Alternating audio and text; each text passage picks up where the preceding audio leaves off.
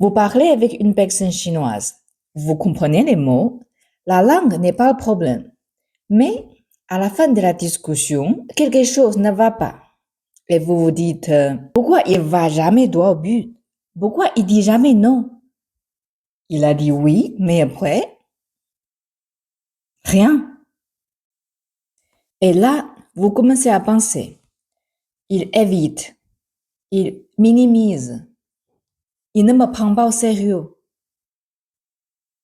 Ce n'est pas un problème de langue, c'est un problème de logique. Logique des pays francophones contre la logique chinoise. Je ne vais pas vous dire quoi faire. Je ne vais pas vous expliquer comment bien communiquer.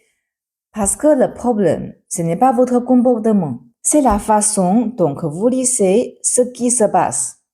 Quand on utilise la logique des pays francophones pour interpréter la logique chinoise, on arrive souvent aux mauvaises conclusions.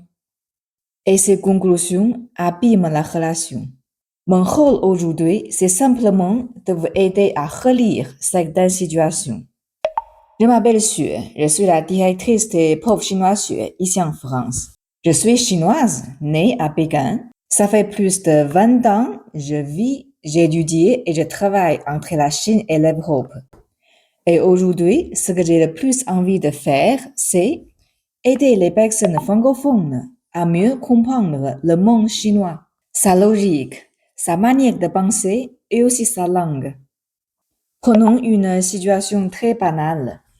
Par exemple, vous demandez quelque chose. Est-ce que tu peux m'envoyer le document demain? Et la réponse en face, il arrive. Oui, on va voir. Ce n'est pas non, ce n'est pas un oui non plus. Dans votre tête, la traduction est assez rapide. On va voir, ça veut dire il n'a pas vraiment envie, ce n'est pas une priorité, il me dit oui pour être poli, et qu'à la fin, vous commencez à penser, j'aurais préféré qu'il me dise non franchement. Maintenant, regardons la même phrase de l'autre côté. Quand un collègue chinois dit oui, on va voir, dans beaucoup de cas, il n'est pas en train de d'éviter, il est en train de se protéger. Il se protège de dire quelque chose qui ne pourra peut-être pas tenir.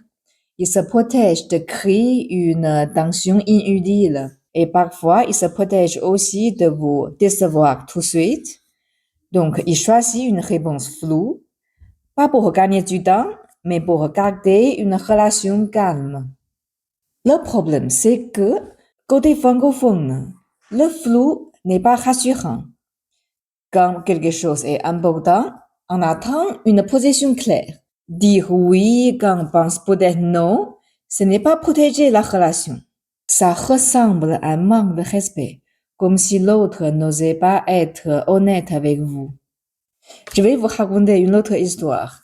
C'était une amie à moi, chinoise. Son mari est français.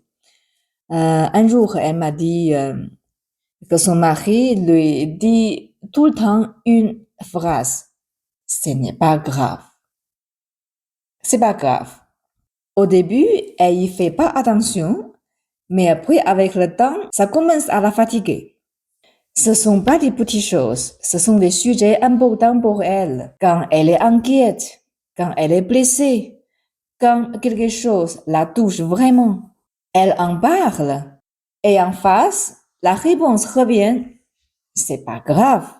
Une fois, deux fois, trois fois, et là, ce qu'elle entend, ce n'est plus une phrase, c'est un message. Pour elle, c'est pas grave, ça veut dire, ce n'est pas important. Tu exagères. Ce que tu ressens, ce n'est pas si sérieux. Et petit à petit, elle se sent seule avec ce qu'elle ressent. Mais de son côté, quand ils disent c'est pas grave, en fait, ils ne minimisent pas. Il essaie de dire je suis là, on va gérer, ne t'inquiète pas trop. Dans sa tête, il essaie de calmer la situation en fait. Pas de l'ignorer, pas de la balayer, de l'apaiser. Bien sûr, ce que je lui ai expliqué ce jour-là, ce n'était pas tout. Je ne suis pas entrée dans tous les détails. Je lui ai simplement donné une première façon de le relire de la situation, pas pour tout régler, mais pour arrêter de tirer les mauvaises conclusions. Après que je lui ai expliqué sans entrer dans les détails, elle me regardait. J'ai l'impression qu'elle se dise, mais j'ai l'impression que tu connais mieux mon mari que moi. Alors, bien sûr, je connais pas mieux son mari que elle. Ils sont mariés depuis des années et ils ont des enfants magnifiques. Nous deux familles sont simplement amies. On se voit de temps en temps, on mange, on parle ensemble, c'est tout. C'est juste une façon de dire que j'ai vu les choses d'une différente manière que les siennes. Et à partir de ce jour-là, on a continué à se voir comme d'habitude, tout va bien. De mon côté, depuis de nombreuses années, j'enseigne le chinois et aujourd'hui encore, c'est toujours l'une de mes activités principales. Dans mes cours, mes stagiaires sont très différents. Il y a des chefs d'entreprise, il y a des employés, il y a des personnes en couple avec des Chinois, d'autres qui préparent un voyage ou un projet avec la Chine. Et très souvent, au-delà de la langue, on me pose des questions sur des situations vécues. Par exemple, un collègue chinois qui a réagi avec une façon incompréhensible. Un ami, un partenaire, quelque chose s'est passé et il ne comprend pas la réaction en face. Ils ne savent pas comment l'interpréter, ni comment réagir. Et c'est là qu'ils viennent m'en parler. Parce qu'en Chine, c'est vrai, on n'a pas vraiment l'habitude de s'expliquer. Très souvent, on choisit le silence. On observe la réaction de l'autre. Et si l'autre ne comprend pas ce qui se passe, on n'explique pas forcément. C'est l'habitude. Mais mon travail, justement, c'est d'expliquer, de mettre les mots là où il n'y en a pas, de décoder, de répondre aux questions que les gens se posent. Et quand je vois qu'après une explication, une situation se débloque, une relation respire mieux, et honnêtement, ça c'est quelque chose que j'aime beaucoup faire. Vous n'avez pas forcément un problème de langue. Souvent, c'est un problème de code et de logique.